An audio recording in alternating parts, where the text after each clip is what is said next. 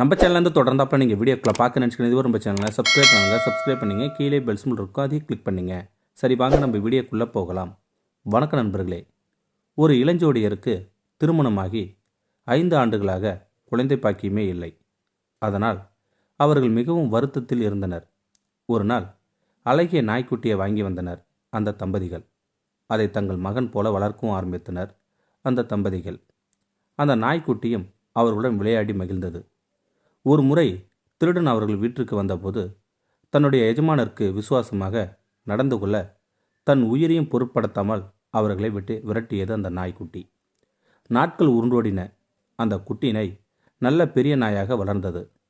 7 வருடம் கழித்து அந்த தம்பதியினருக்கு ஒரு மகன் பிறந்தான். இப்போதெல்லாம் அந்த குழந்தையுடன் தான் அந்த தம்பதியினர் நேரத்தை செலவிடுகின்றனர். நாய் இப்போதெல்லாம் தனிமையிலே தன் பொழுதை கழிக்க வேண்டியதாயிற்று. அவர்கள் வளர்த்த நாய்க்கு அந்த குழந்தை மேல் பொறாமை உண்டாயிற்று. ஒரு நாள் அந்த தம்பதியினர் குழந்தையை தொட்டிலில் தூங்க வைத்துவிட்டு மாடியில் நின்று பேசி கொண்டிருந்தனர் மகிழ்ச்சியாக.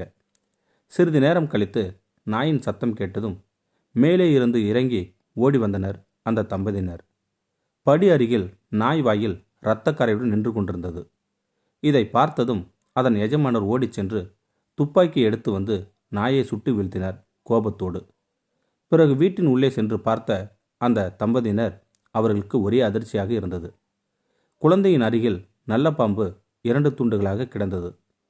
குழந்தையை காப்பாற்ற அவர்கள் வளர்த்த நாய் அந்த பாம்பை கடித்து போட்டுள்ளது. அந்த பாம்பின் இரத்தக்கரை தான் நாயின் வாயில் இருந்தது என்று அப்போதான் அந்த தம்பதியர்களுக்கு புரிந்து கொண்டது. தங்கள் குழந்தையை காப்பாற்றிய நாயை அநியாயமாக கொண்டுவிட்டேன் என்று கதறி எழுதார்கள் அந்த 2 தம்பதியர்களும். முன்கோபம் முட்டாள்தனத்தில் போய் முடியும் என்பதற்கு இது ஒரு எடுத்துக்காட்டு. எப்போ நாம் ஒரு முடிவு எடுப்பது என்றாலும் நன்றாக ஆராய்ந்து முடிவெடுக்க வேண்டும். மனசாட்சி உள்ளவர்கள் மட்டும் இதனை பகிரவும்.